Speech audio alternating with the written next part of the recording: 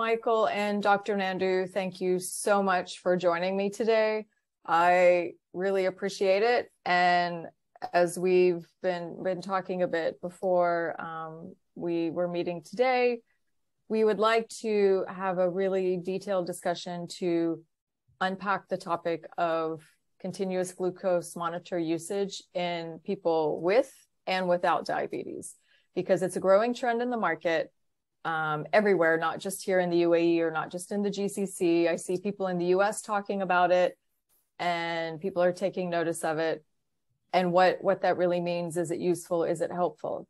This whole discussion came about when Michael was on the show last season. And that particular day, a popular radio personality in Dubai shared a video of him using a CGM to check his blood sugar. And he does not have diabetes. I don't think so, type 1 or type 2. And in the video, in his words, I'm kind of subquoting, he's like, oh, let me check and see if what I ate for breakfast was okay. So that's kind of how he was using it. Of course, it was just a few seconds, so we don't have any real insight to what's going on, how it's being used, or anything like this. But I think it's important for people with diabetes to understand, of course, how their blood sugar affects exercise, but it's also important for people without diabetes to understand what is happening to insulin, to your body, to your blood sugar. And if you choose to purchase one of these devices, what you will get out of it, or how can you maximize its potential for you, or is it even useful? These are a lot of the questions that I have.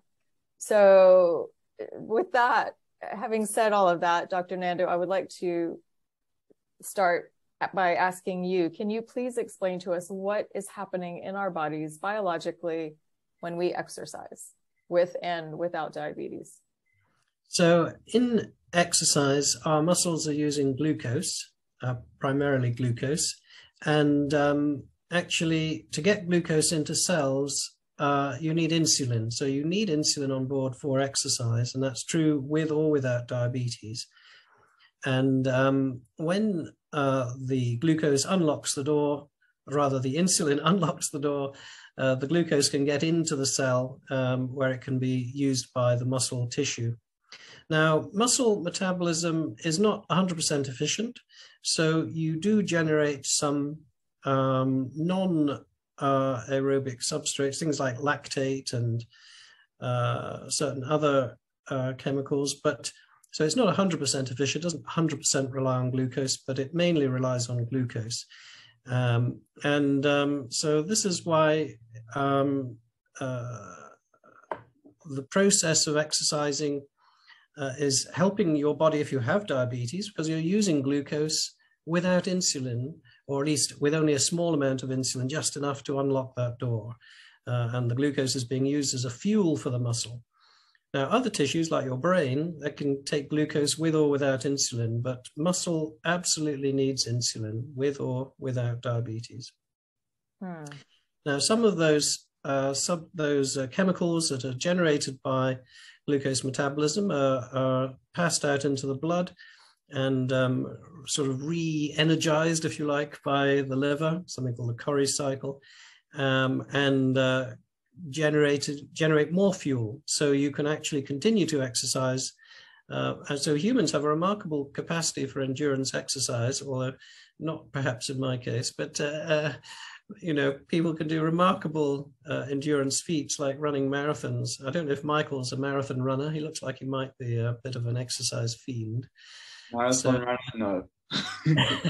I breathe again. So, and marathon runners will know the point where they get to this sort of area of real difficulty around 18 miles of the 26-mile run, where they simply run out of steam. And this is where you're getting this sort of critical shortage of energy. And this is when we're actually calling on those other chemicals that muscle can use. But in general, muscular activity requires glucose and insulin. So that's the bottom line. You need both for exercise. Yeah. In marathon running, they call that the wall. Okay. In my 20s, I ran a marathon, and it was like the best and worst day of my life. Like it's kind of like childbirth. They say you forget the pain, but I absolutely hit the wall, and that's like a very long story for another day. And you're like, oh yeah, okay, let's see. But you do, and that's where the mental digging deep comes in. I do think everyone has like a marathon or whatever that ultra sport of their choice, or whatever the big goal is of their choice. So I don't know, Dr. Nandu, maybe you and I can start training for another marathon, because I said I wouldn't do it again, but if you're in, I'll do it with you. Yes, well, we'll see. Okay, maybe not. So having, said all of that, and then Michael, because you're a personal trainer and you're exercising and you see all of these effects happening, can you tell us from a diabetes perspective, how difficult is it to manage your blood sugar when you're exercising?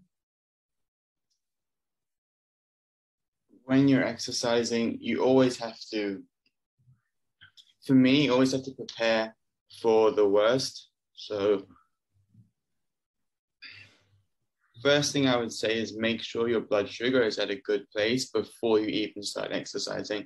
I did a Instagram reel a few weeks ago saying, when you're exercising, where should your blood sugar be and what you should do to make sure that you're having like a safe session at the gym. And for me, first thing, making sure that your blood sugar is at a good level so that you're prepared for whatever exercise you're doing. Weightlifting, cardio, a sport like football, basketball, whatever you're playing. So for me, 30 minutes before you're actually going to start training, test your blood sugar so that if it's too high or too low, you then give yourself time to fix it. Because the worst thing is, if you're not checking your blood and you turn up to the gym or you turn up to a sporting event or whatever, and your blood sugar is low, or your blood sugar is high and you can't compete or you can't exercise, especially for someone like me who's a personal trainer who's on sometimes a very tight schedule. If I want to train in that certain time frame and I can't because I'm low or because I'm high, then that session is just wasted. Secondly, make sure you're monitoring your blood sugar during the session. If your blood sugar is good before you start the session, don't just presume, okay, for the next hour or 90 minutes, it's going to be fine. Keep checking your blood sugar, see how your body feels. And then even afterwards, keep monitoring your blood sugar. Because for me, if I don't reduce my basal or if I don't have something to eat, because I train in the evenings. So if I don't have something before I go to bed, or if I don't reduce my basal, 100% my blood sugar around 2 a.m., 3 a.m., sometimes 4 a.m. will be low. So again, check your blood sugar before, during, and after. Mm-hmm. For sure. And because you were diagnosed at 8 years old, how long, I mean, of course, at 8, you're not quite managing everything independently, and especially when it's all so new. How many years or how long would you say did it take you to get to a point where you really understood it and really felt, I mean, of course, you can still have highs and lows and things like that, but until you really got to that point of maybe not missing as many workouts or having so many highs and lows during a session? I would say around my mid-teens. And this is also in regards to kind of when my parents let me do things on my own. Because I was diagnosed at such a young age, like I was 8 when I was diagnosed, I couldn't inject myself. If my blood sugar was low, my mum would go get me like something to eat or drink, or, I wasn't there like, 8, 9 years old, calculating how much carbohydrates I'm eating. My mum did that, then she did the calculations, and she would give me the right amount of insulin. I would say around my mid-teens, maybe like 14, 15 was when I really kind of just like And I think my parents as well, they kind of allowed me to do things on my own, which was probably scary for them, because, you know, you're scared for your child, especially when they have type 1 diabetes. You don't know how they're going to react, how, you know, when their blood sugar is low, are they going to wake up? If their blood sugar is high, are they going to give themselves insulin or just be lazy and forget about it? So I would say around 15 was when I started doing things on my own. Still, there was like errors and I was making mistakes, and you know, but that's just life. That's just how you're supposed to deal with learn. that. Yeah. So, As a parent, I can tell you it is for sure scary, mm-hmm. but probably, I guess your mom probably maybe experienced the same thing. When I let go and he starts doing it himself, he does a really great job. If I'm there and he knows I'm going to do it. And he even said to me last week, he's like, but Mom, you're here. Of course I'm not going to do it. I know you got it. So I was like, okay, I'm out. I'm done. So if, you know, if for anything, I guess in children, if you want them to learn something, especially teens, they will step up to the occasion. You know, if we teach them what to do, and then by then you probably didn't even need to calculate carbs. You could just eyeball it, or exactly, yeah, you miss out on all that fun math and calculation and science that Dr. Nandu is teaching the parents of, you know, the children that he sees, and then you just become kind of natural experts at it. Mm-hmm. Exactly. So what is then, and we know, you know, all people with diabetes are different, but Dr. Nandu, clinically, what is a good blood sugar for someone with diabetes? And is it different? Like if you have type 1 or type 2 diabetes, what is a good number to start exercising on? In general, I recommend, and it does depend, as you imply, you know, what the exercise is, as Michael said also. But in general, as a rule of thumb, I'd say 120 to 180 or maybe 200 is a reasonable starting point. I'd be interested to know what Michael does actually, but you know that during the exercise, your glucose is going to drop. So you have to be above you know, normally we say 70 or 80 to 180 as our desirable range. But if you're going to exercise, your glucose will drop. So you need to budget for that. You need to have a little bit of a safety margin. And if your glucose is below 120, then you need to eat some extra carbs to get your glucose up. Not too many. You're not trying to get a glucose of 300, but some carbs to get up there. And actually, depending on the intensity of the exercise, if you're a really high performance athlete, you can need stupendous amounts of carbs. I mean, you know, I had professional athletes in the UK who came to see me, and they would have a glucose requirement of 1 gram of carbohydrate per kilo per hour of exercise. So, you know, this is a big amount of carbohydrate, and you've got to really think carefully about how to consume that much. Otherwise, you'll have bellyache and diarrhea. So it's actually a lot of careful planning if you're at very high performance level. And often I think that's where the performance athletes really need the help of specialist dietitians. Sure. It's hard to consume that many carbs that are healthy, actually. I would find, like, so you need to really understand what you're eating.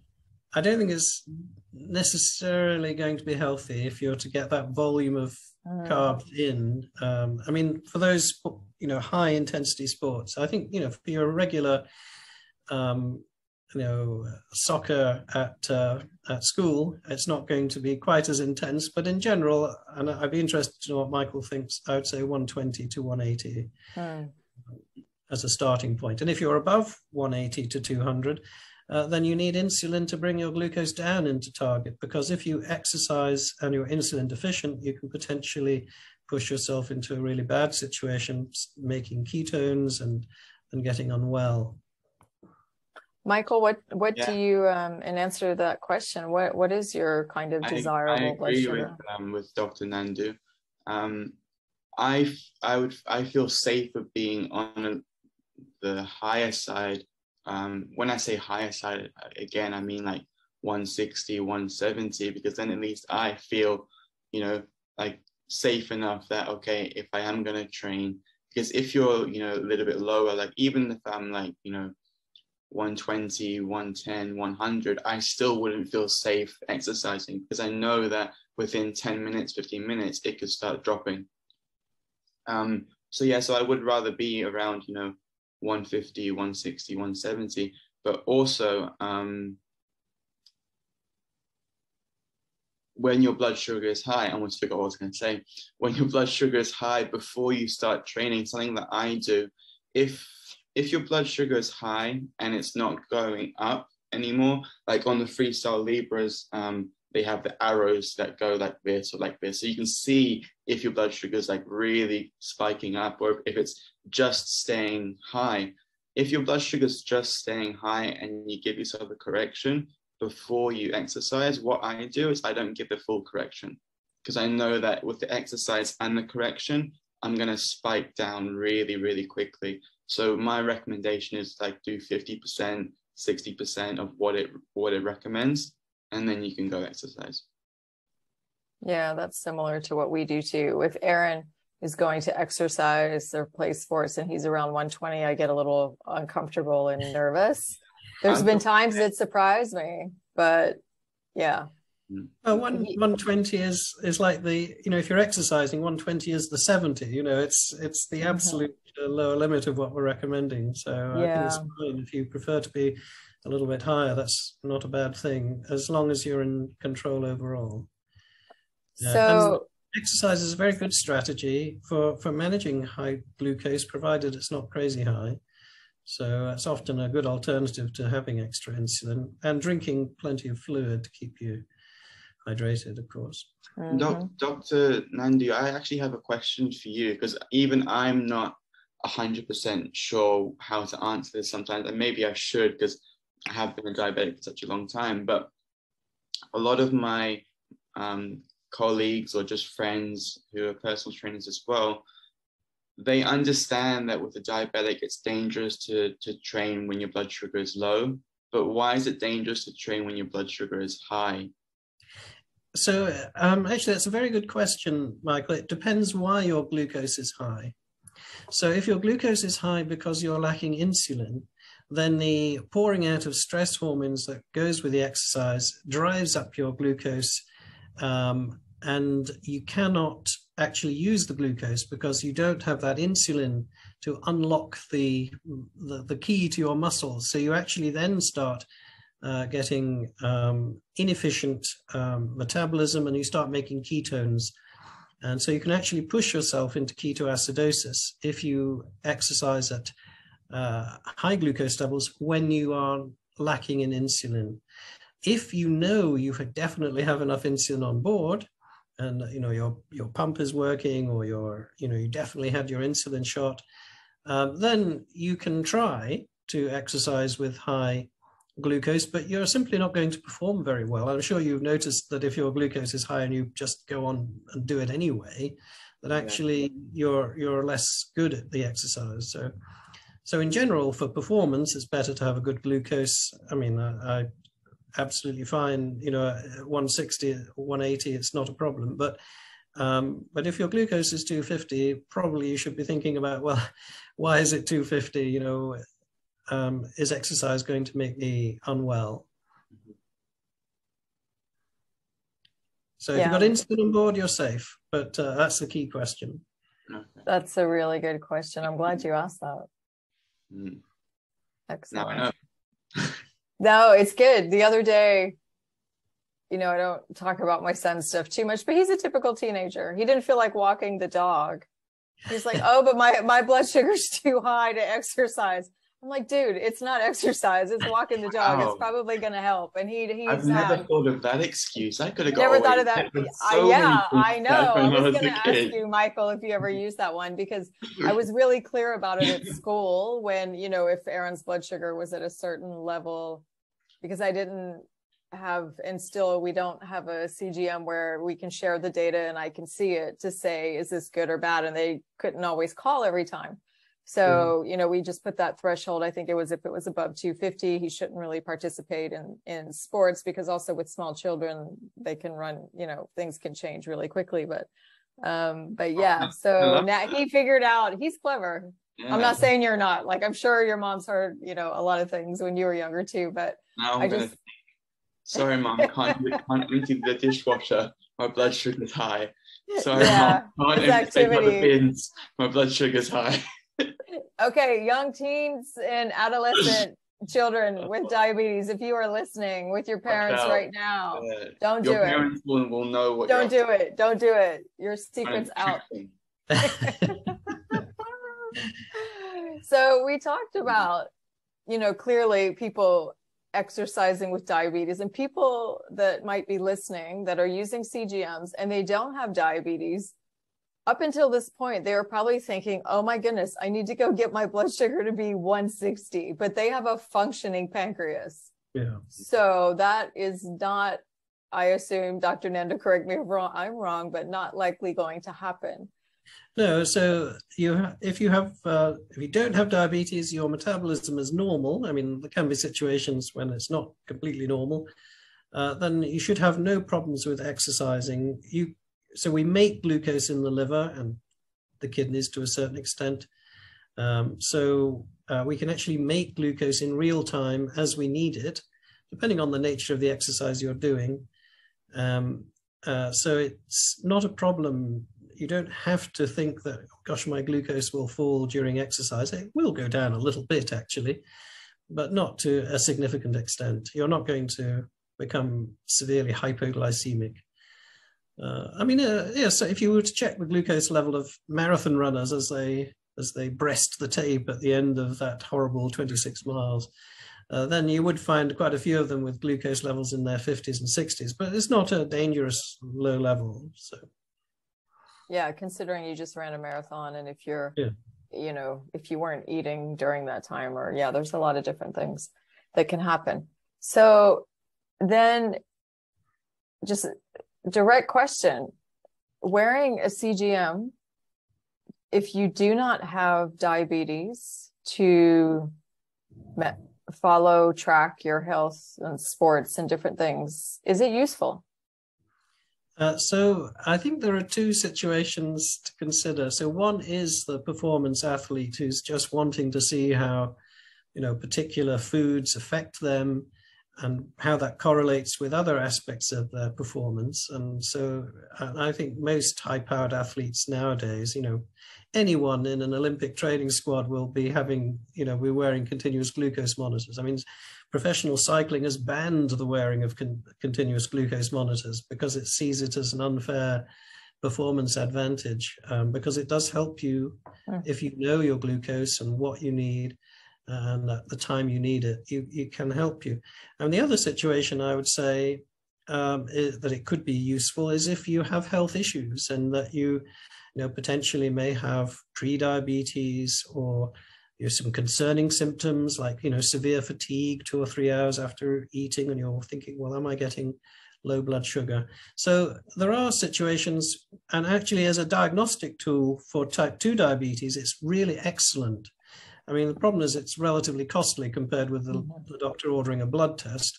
But actually, if you're using, you know, the cheapest CGM that I have access to is the Freestyle Libre, and that's 250 dirhams in UAE. But that gives me 2 weeks of glucose information, which is much richer than a single fasting glucose or random glucose, or an HbA1c test. So actually, it's been the preferred method for diagnosing cystic fibrosis-related diabetes in the UK, at any rate, for some years. And it's finding increasing use in diagnosis of type 2 diabetes, which is easily missed. You know, if you only go by the HbA1c criteria, for example, then you will miss cases of diabetes. So I think if you're seeing glucose spikes over 200, that should be an alarm bell that you're developing diabetes.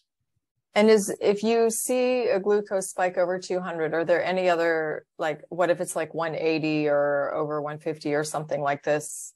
Would that be alarming? Not, well, I think a single occasion is all right, as if you're seeing a repeated pattern of that. I mean, so you're definitely, if you're seeing consistently high glucose peaks, you know, 160, 180, then that potentially does correlate with pre-diabetes and indicates you may be at risk of developing diabetes. So it does depend. There are certain factors, if, for example, you're very stressed, that can push up your glucose temporarily. We call it stress hyperglycemia, and it's nothing to do with diabetes. So just because you've got a single high glucose level when you were ill with your asthma attack in the emergency department doesn't mean that you have diabetes or that you're going to get it. But if you're seeing a repeated pattern of glucose levels in this upper range below 200, then you probably are needing to think about whether you're at risk of developing diabetes and maybe take some positive steps to help yourself. Okay, that's very helpful. And also on a personal level, a few months ago, before summer, my husband went for a checkup, and they told him his fasting blood sugar was on the higher side. And just they look at fasting blood sugar one day and they say, "Oh, you have pre-diabetes." I'm not sure if they looked at his A1C as well. And I told him, I said, "Go get a Libre." Because I didn't believe with as much exercise I mean, of course, you can be insulin resistant at any time, and no matter, what level of health you are, things can happen genetically, but he swims a lot. He eats fairly okay at home. I try to be more kind of plant-based, and we have healthy things. Maybe he's slipping into the occasional Turkish kebab place when I'm not there, which is true because I don't like meat. So yeah, there's that. But I said, go put on, a Libre and let's look. And it didn't have any of these highs or different things like this. And so I think a lot of unsuspecting people, not with that diagnosis, but now that CGMs are being marketed for, just kind of the general health use, would put it on and do the same thing that happened to him. So one morning he did a pretty strenuous weight workout, and he came to me after to show me the number, and he says, "Oh my goodness, like it's high." I said, "What kind of workout did you do?" And he lifted a lot of weights. And I said, "Well, yeah, I think it's supposed to do that." And it wasn't like 200 high. It was like, maybe 120 or something like this. And I said, "Just wait. It's your pancreas is probably working and it's going to go down." I said, "I'm no doctor. You can take this back and ask your doctor, but it can be really misleading for people using a CGM just as like a wearable, like I'm not, if I put one on so I guess my question is, if I put one on me, I'm not going to the Olympics. I'm pretty sure I'm not pre-diabetic or, pre-type 2 or insulin resistant. Is it going to help me exercise better? It's purely as a matter of interest. I think, you can do the experiment. What happens if I chug half a liter of Coke?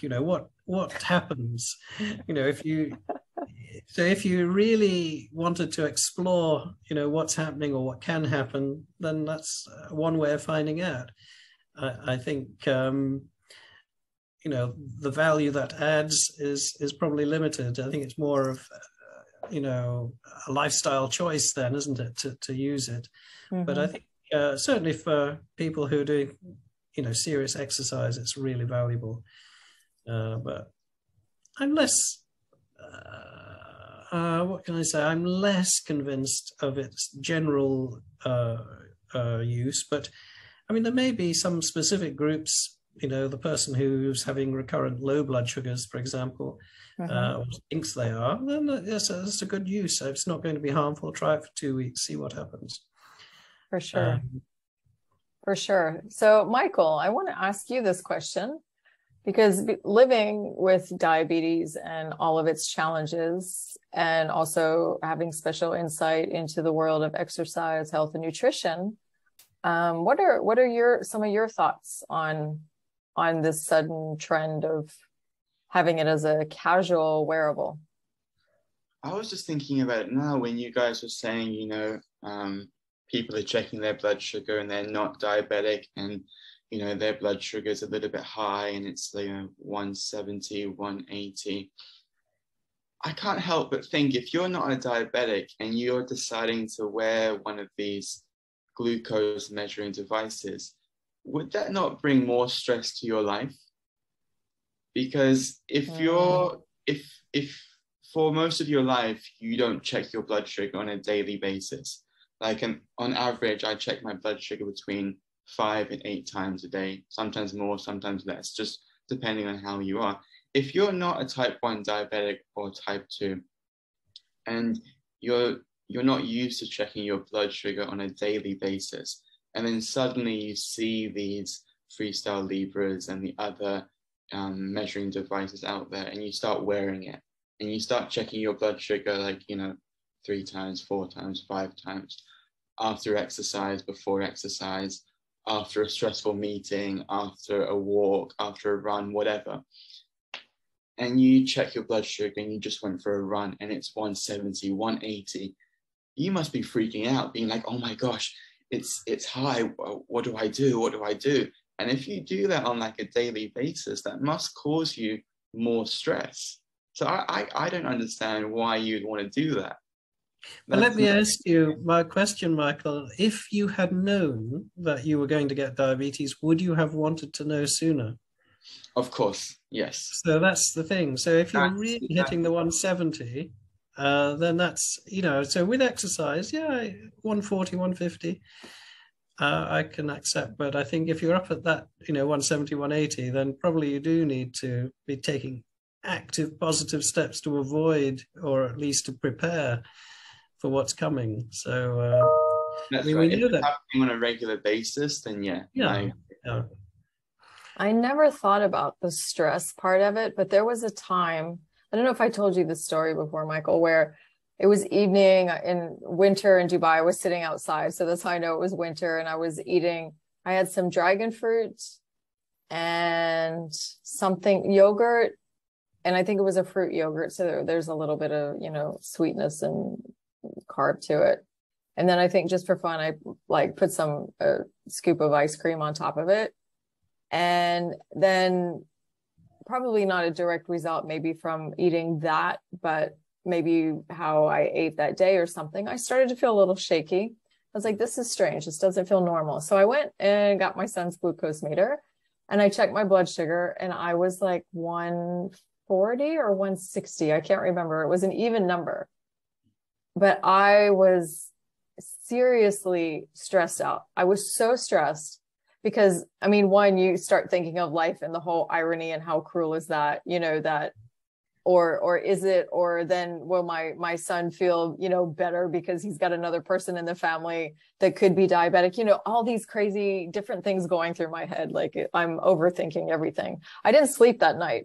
So your point about stress, like if I were to wear one, I would probably be suddenly really worried about it. I knew I had a checkup coming up with my doctor, so I didn't stress about it after the first 12 hours, but I lost a whole night of sleep over it. How long was your blood sugar high for? I didn't check it again after, honestly. I checked it again to make sure that the reading was right. I checked it on another finger and it was really close. There wasn't a big margin of error, but monitoring stresses me out. This summer, I dropped my smartwatch. I don't care how many steps I take. I do and I don't. Like if I'm training, maybe I need to, but I was like, you know what? I'm done. Like I started wearing a watch again, even just because a trainer told me like I need to, count my steps, and he was, monitoring everything in food, and I hate logging food. It's a lot of work. So you have such a valid point of the stress and everything that comes with that diabetes is not easy. I have a question for Dr. Nandu, actually, just for a non-diabetic, because I have been a diabetic for most of my life. Just a general question: when a non-diabetic eats, like a normal meal, breakfast, lunch, dinner, let's say their blood sugar is normal, it's 90, it's 80, it's 100, whatever. And then let's say they have a really high carb meal. Like let's say someone has a whole pizza and apple juice or something, or Coca-Cola or something. If they were to then check their blood sugar, how long would it take for their blood sugar to rise and then to fall back down again? So this is someone without diabetes. That's right. Yeah. You'd expect the glucose to maximum, I would say, 90 minutes to 2 hours. I mean, maybe if you had a huge pizza, you might stretch that out a bit to 3 or 4 hours, but just because of the fat and the protein content tends to extend the period of time it takes to absorb all the goodness from your pizza. But great hypo treatment, by the way, but or hypo protection after your exercise. But so pizza night, that should be after your run, Michael. But I think you'd really not expect a large excursion all for long. So I'd be thinking max glucose, 150, maybe 160 at a pinch if you had that Coke we were talking about earlier. But if not for long, it will come back down by itself because your own pancreas can make huge amounts of insulin, provided you don't have diabetes. That's so fascinating. I did check. I remember now, Michael, I did check my blood sugar after, but I checked it the morning after. And it was, it was fine. I knew that if I kept checking, I would be really obsessing. So I was telling myself, like, not check, do other things to distract myself. So have you seen anyone wearing these devices, Michael, in any of the gyms that you go to that on people that don't have diabetes? Seen it. All of them have been diabetic except for one.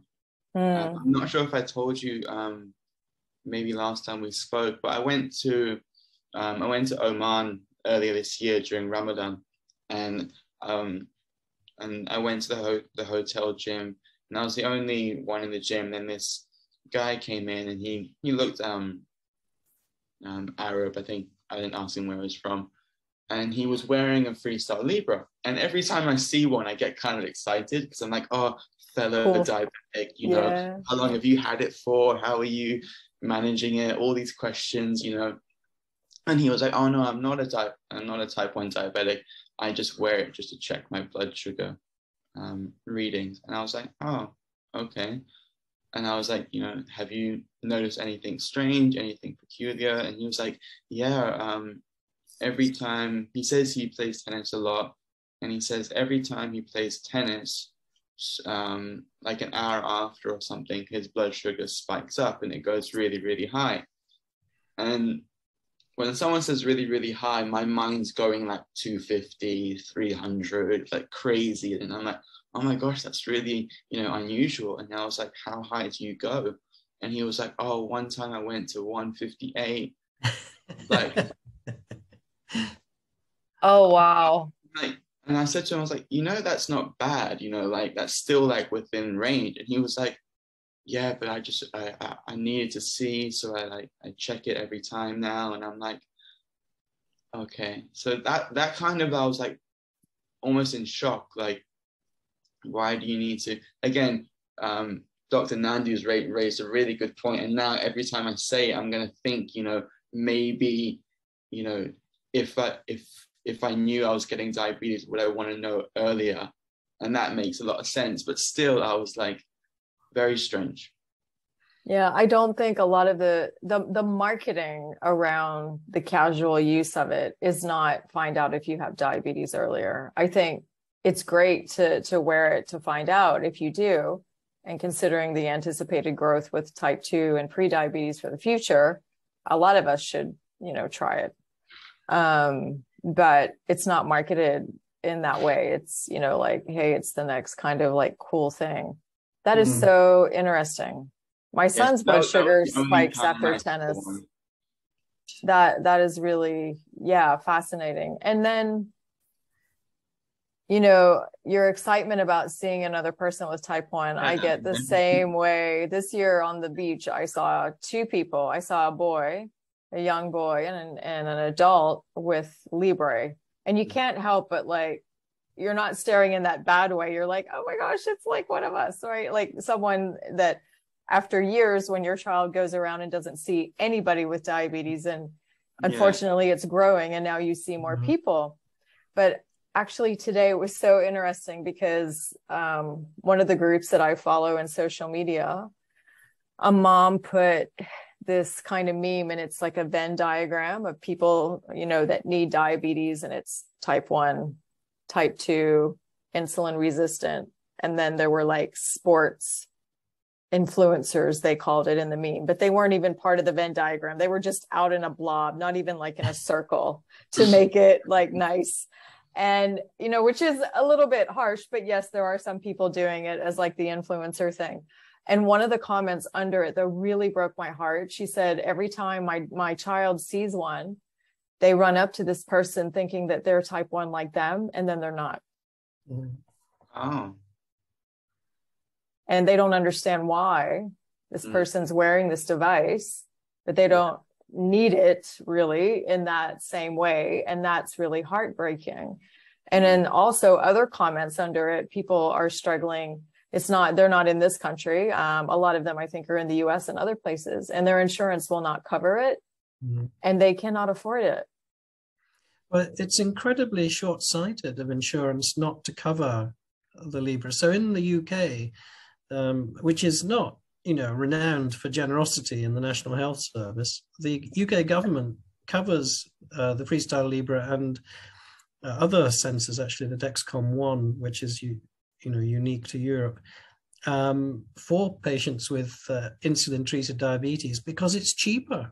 It costs the country less money if you're wearing a glucose sensor, because you have less illness, so specifically less ketoacidosis, less hospitalizations with severe hypoglycemia, and you have better control, which means fewer complications in the long run. So, you know, if you really want to throw money away, then, you know, deny glucose sensors to patients with diabetes, because, you know, that's a real loser. You know, we've been used to doing that for, you know, all of the years of my career until glucose sensors became mainstream in about 2012.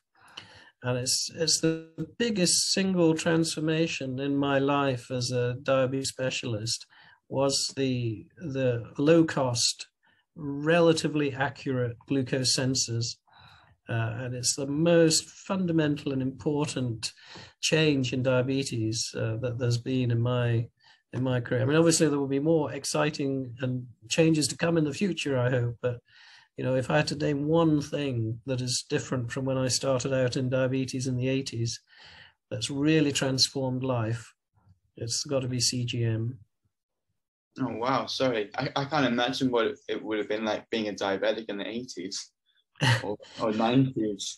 Yeah, so in those days, the glucose meters were brutal. You know, you had to sort of chop the end of your finger off, bleed a pint onto a stick, mop off the gore with a big wad of cotton wool, and hold up the stick and now gaze at the tube and compare the colors from your watering eyes from the agony of the stick to see what your glucose is. There'll be a little blue patch and a little yellow patch. And so sometimes actually in hospitals, I hear still that people refer to blood glucose test strips as BM strips. And that's a throwback to this first blood glucose meter that was widely used in hospitals back then. So that's blown my mind, actually. Never. Yeah, they were horrible in those days, I can tell you. That would be, yeah. Needle technology is a thing. Like, it probably would have been really painful back then too.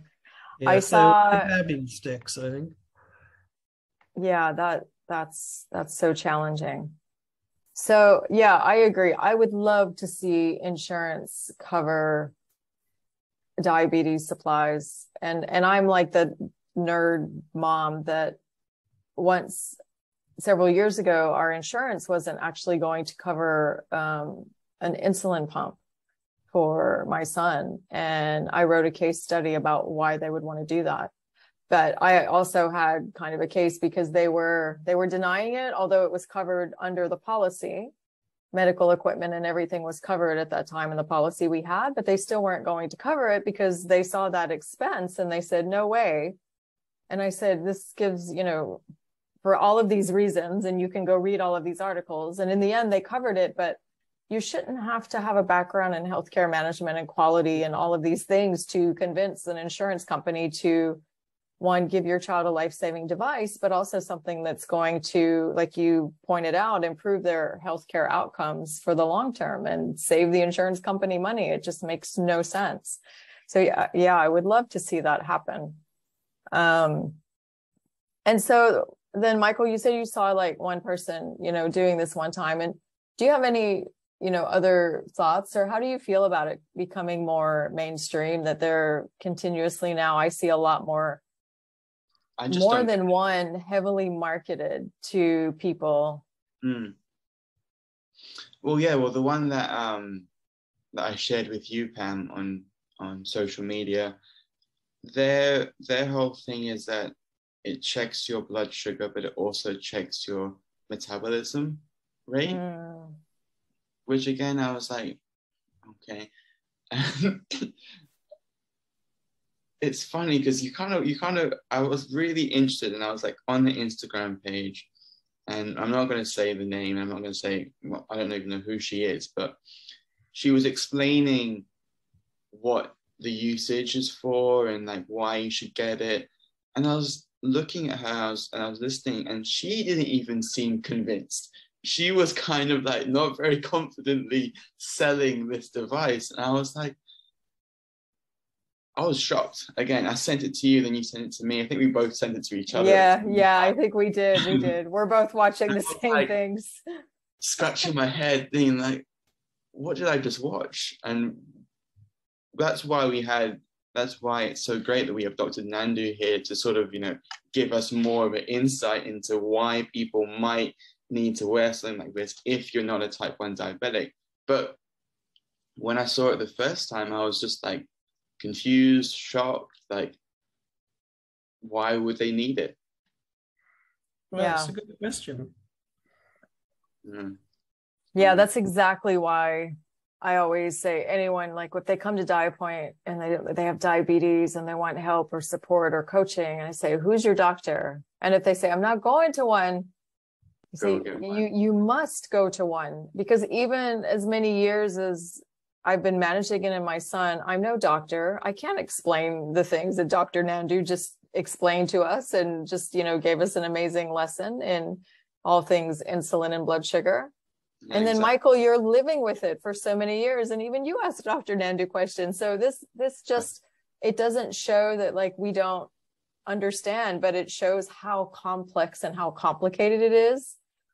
And oversimplifying it with a wearable, oversimplifying it with just like a wearable device, making it look so easy. And then, also making it look so cool. Yeah, I think part of it is kind of that as well. And especially if you get like celebrities or athletes or like that radio host here in Dubai who some people look up to, if you're not a diabetic, they're going to be like, oh, he's got one, I want one. Especially kids or teenagers. It takes 5 seconds for them to see a celebrity wearing something or doing something. And because they idolize that person, they want it. Yeah. Without even knowing what it is or what it does, they just want it. And that's true, because all the cool kids are doing it. The key point is, if you're going to wear this, what are you going to do with the information? So if you're an athlete, I sort of get it. I think there's a role there. But if you're not, and you don't have pre-diabetes or some other diagnostic conundrum, then it's what's it doing for you, really? I mean, so Michael mentioned, it gives you some idea about your speed of your metabolism. You probably know that by walking, stepping onto the scales. I mean, I don't think it's a great revelation. Yeah. I wanted to ask you, Dr. Nandu, what is the indicator? Is it really the scale? Then, what does that mean? Like, how fast are they saying that? Because how fast your blood sugar will change, or exactly? It's the rate of change of blood glucose during whatever activity, exercise you're doing. So then you can then see. Hypothetically, that relates to how you're using the glucose. But in practice, I mean, what does that? Okay, so now and how does that help you? I just think, it's like non-information. Oh, look, the sky is blue. So, there's a popular podcast in Australia I listen to, and with a guy with a PhD in nutrition. And he often has one of his friends, colleagues that's a guest on who has type 1. And I believe he's an exercise physiologist. And this is what they always highlight. You get all this data, but if you don't know what to do with that data, then it's totally useless. And you just are jabbing yourself with a device and, trying to look cool. So, and again, it kind of, maybe not like the stress side, but also just like the financial side as well. You're spending more money on something that you don't really need, and then you're investing more time in something you don't really need. I mean, that's a good point. Again, the time. I love that point that you keep raising, the stress and the time, because we always talk about so much time and how much time is wasted, like with people scanning social media or reading news online or whatever it is. We can really get caught up in something. And then this just becomes another one of those. It has the potential, if you don't need it, to manage your blood sugars and you have diabetes, then it becomes a potential to be one of those other kind of distractions that you're overly obsessed about. And financially, insurance isn't going to cover it because it's a glamour device. I don't want to like say that in a like negative way, necessarily, but how can you justify to your insurance company to cover this? They're not paying for it for people with diabetes in a lot of cases. So they're not going to start for others. That's true. So having said that, I don't have any more questions for you, Dr. Nandu, on this topic. I really appreciate both of you coming here and sharing your thoughts and your expertise, Dr. Nandu, and your experience with it, Michael. I do hope that the companies that are doing this, so a couple of things, the particular influencer that had the video, I actually made a comment under his video and I said, you should get some children with type 1 in your studio so they can show you how it really works. So I would love for that to happen. Like send maybe some, 8-year-olds in there just to. And no one replied. No, his sidekick actually wrote like a smiley face or laughing or something under my comment. So it was read by somebody, but I mean, he gets so many thousands of comments on anything. So, that came in and out. Maybe I send like another email or something and say, hey, this could, I think that could be a really interesting discussion just to, raise more awareness for type 1 diabetes and how it's affecting children. And, the children are using and needing these devices. And this radio host, the company that I used to work for, the personal training company that I used to work for, he was like a part owner or something. And we used to have his name on our t-shirt and on our hoodies. Oh, okay. He has like a nutrition line. You've probably seen it in like. I've seen it. I've tasted it. Yeah, the nutrition, the snacks. Yeah. Like his name, like on our sleeve. So maybe you have a better idea of how to access. We never really saw him. He didn't really come to any meetings or anything, but he was part of the company. So. Yeah, he's there. I mean, he's quite a big personality. And if anything, if that one mom's wish. For a long time. Yeah, he has. He's so popular. So a friend of mine from high school in the United States, she is a radio DJ. And she messaged me one day a couple of years back and said, have you ever heard of this guy? And I said, yeah, he's very popular here. They were even teaching about him in workshops in the US because he has such a massive following and he's considered to be very successful, like statistically and everything else. So, he's definitely doing something right. If you're out there listening, we're not saying you're like a bad person, but we just want to highlight this device and discuss it more and learn more about it. So he's definitely influential and not just here in the UAE, but maybe even beyond. We have no idea how far his influence goes. And one thing that I'm also putting out there at the end of every episode that we do about this topic is for, I don't know how, I don't know yet how many companies there are that are actually selling CGMs for people without diabetes or as exercise enhancers or wearable devices for exercise.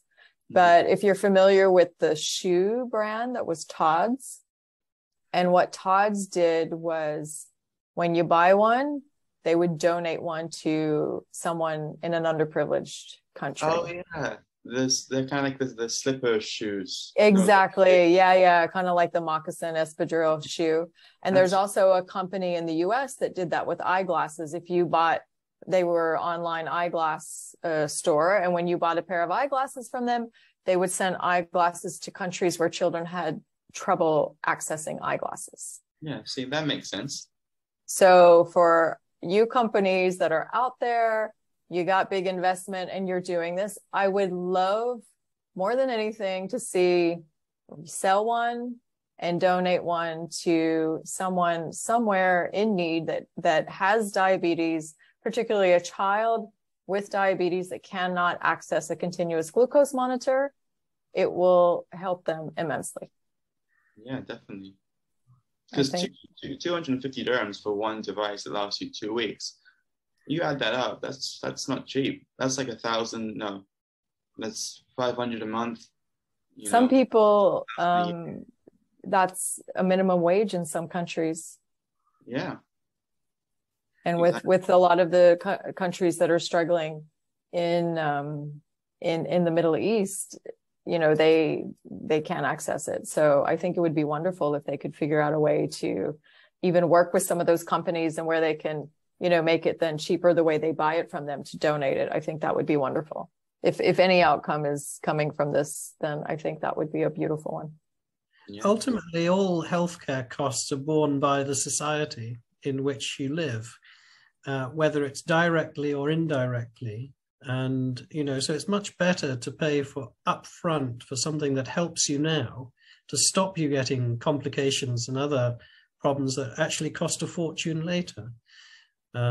It's better for society because you keep a productive person working, and it's better for healthcare because you keep that productive person out of hospital.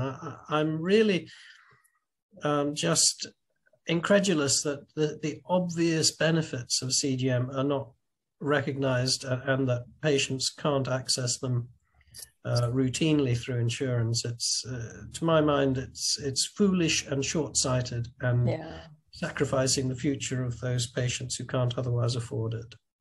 What do you think it will take to get it more recognized? Is there something that they're missing other than just looking at the short-term costs and economic case, or what? Well, I think it really is short-sighted because even in the short term, so on average, so looking at Europe, around 6 to 8% of children with type 1 diabetes are admitted to hospital every year with diabetic ketoacidosis at least once. I mean, some are having more than one admission.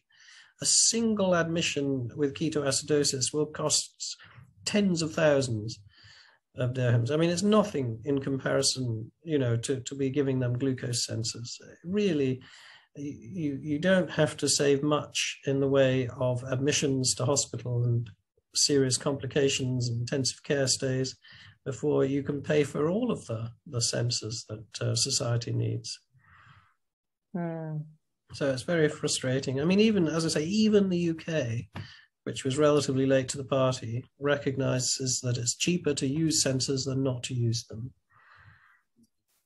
And this had been, they'd already, free of charge for patients in Holland and France, and lately Australia has joined the party, and other countries which have historically been a little bit more reluctant. But even the UK is giving free sensors, even though the proportion of patients with diabetes is so huge in the UK, because it saves money. It's beneficial to society to do this. Yeah, that's amazing. I'm so excited actually for the citizens of the UK, and also Australia, I know, does that as well. They started a few years ago. with children. And I think it's just wonderful. So I hope others will learn from their actions and experience and follow. It would be amazing.